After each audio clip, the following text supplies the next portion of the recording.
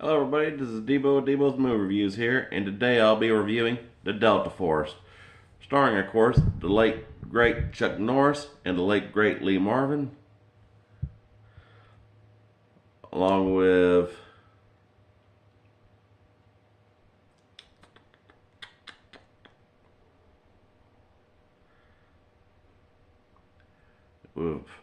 Martin Balsam, Joey Bishop, Robert Forster. It was the main villain, along with George Kennedy, Hannah Shigula as the flight attendant, with both Vincent as the pilot, along with Robert Vaughn as General Woodbury, Steve James, Bobby, and Kim Delaney as Sister Mary. Directed by Menahem Golan, it was along with Goran Globus as he did of the Cannon films in the 80s, with such hits like this, Over the Top, and Breaking 2 Electric Boogaloo,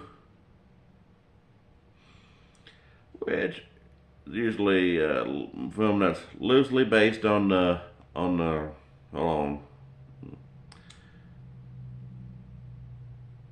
the real hijacking of TWA Flight 847, although changed to protect the names of the real folks involved.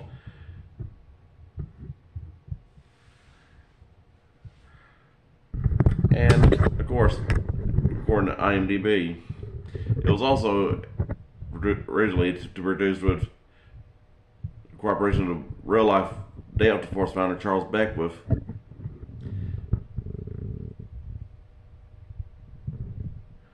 But they changed it but they wanted to change too much to where it would have been like how the hostages in Iran back in the 70s were successfully rescued during Operation Eagle Claw. But of course, Colonel Beckwith, who was there and knew the real story, was disagreed. But so he got a loosely based take on TWA 847, which of course one of the free divers that were also among hostages was also played by Eric Norris, who was the real life son of Chuck, and a semi-successful NASCAR driver. Yeah, a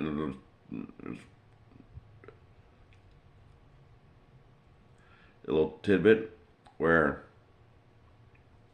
Charles Bronson was originally supposed to have been played Colonel Nick Alexander, who of course Lee Marvin played instead, but which I kind of thought that would have been a good choice, but hey, Lee Marvin was just as badass, especially since this was his last movie. But it's still a shame that Charles and Chuck never did a movie together, especially when they were both under contract for the Cannon Group back in the 80s. I mean,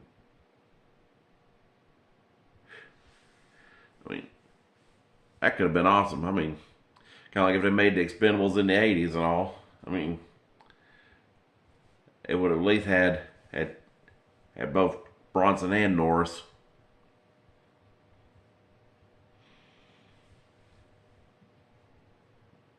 But overall, excellent storyline. Where it began and started out like the whole shit was just this deal with Iran and that blunder, which of course had the plot hole of Norris' character resigning, and then 5 years later, re-ups.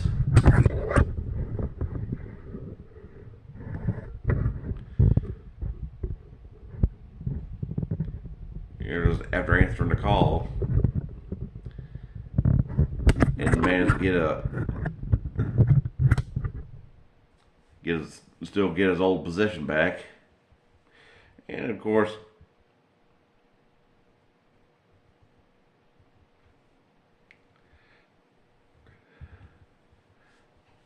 that and given the prowess of weaponry hackers that they were trained for, you can almost say the majority of the film was Uzis.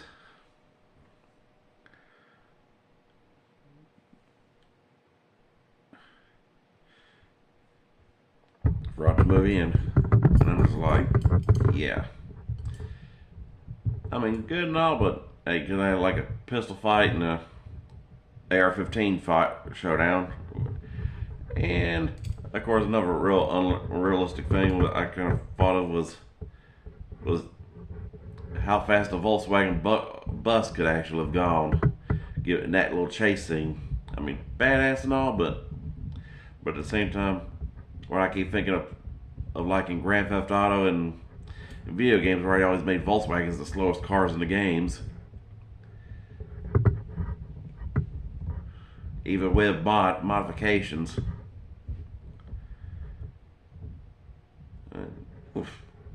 And overall, excellent storyline.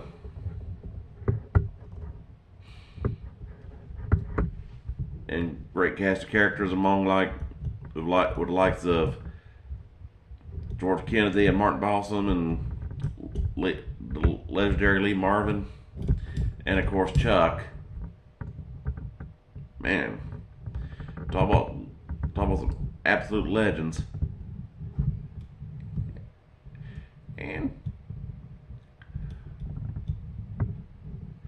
to give one epic scene of that whole dirt bike sequence at the right at the end, and with them gadgets and weapons and all, and I'm just like, oof, that was a badassery from Robert Forster's character getting his ass whooped by Chuck, and of course the jumps and the convoys getting blown up. I'm just like, in that line of sleep tight sucker right before Chuck plugged a whole clip in that bad guy. I'm just like, ooh, I gotta give this one a definite 5 out of 5. I mean, it's great action, great storyline, perfect casting. Where the sequel was kind of debatable, but I'll just save what I say about that for another video. But overall, I hope y'all liked, subscribe, and enjoyed it, and I'll keep dishing them out.